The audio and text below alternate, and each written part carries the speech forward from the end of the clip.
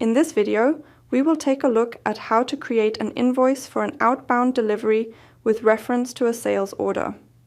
In the following example, we continue to refer to the customer Leno, for whom an outbound delivery with reference to a sales order has already been created. Start transaction VF01 to create an invoice.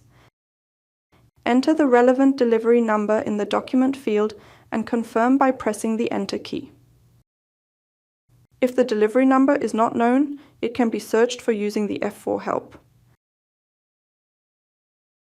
SAP then generates an invoice preview based on the outbound delivery and the underlying sales order.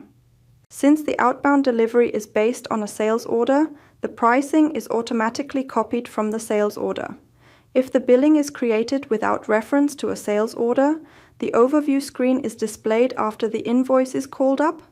In this case, pricing is carried out manually via the Pricing Conditions header button.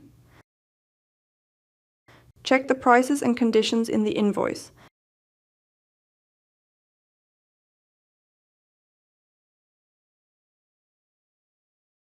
Click the Save button.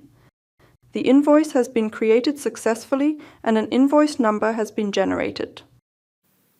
We hope the video helped you.